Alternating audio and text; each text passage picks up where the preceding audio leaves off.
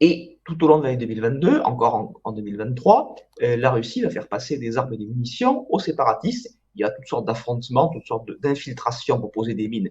Je n'ai pas le temps de développer, sachez simplement que ça existe. Et ça exaspère de plus en plus l'Azerbaïdjan, qui multiplie les contrôles, ce qui est normal, pour empêcher ce passage, qui va finalement mettre un point de contrôle douanier sur ce qu'on appelle le corridor de la Chine, donc ce qui relie l'Arménie à l'ancien au Karabakh.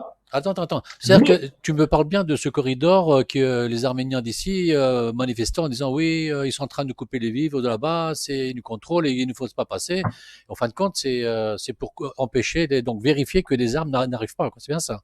c'est ça. Et le pseudo-gouvernement séparatiste a été d'un cynisme intégral, c'est-à-dire que les douaniers azerbaïdjanais disaient tant que c'est de la nourriture, ça peut passer.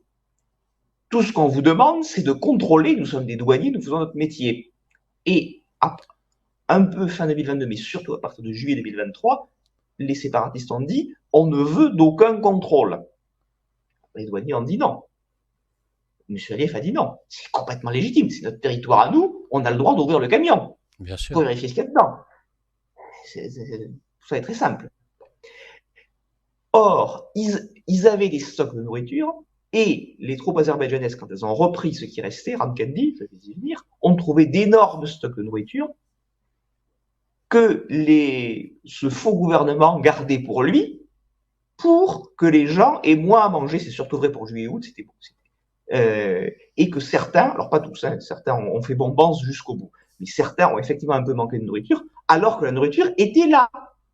C'est-à-dire qu'il recevait la nourriture pour son peuple et en gros, il gardait cette nourriture-là comme je sais pas, comme trésor de guerre, il a affamé son propre peuple en fin de compte. Et C'est que ça. pourrait après, peut-être qu'il est venu derrière la tête d'utiliser cette nourriture-là pour dire, voilà, je suis le sauveur, j'arrive, prenez à manger, quoi.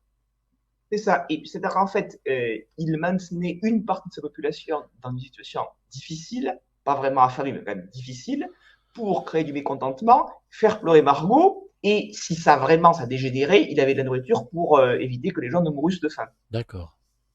C'est ça. D'ailleurs, les journalistes arméniens l'ont admis. Hein. On dit publiquement, malheureusement, les Azerbaïdjanais ne mentent pas, il y avait bien des stocks au Karabakh, des stocks de nourriture. D'accord.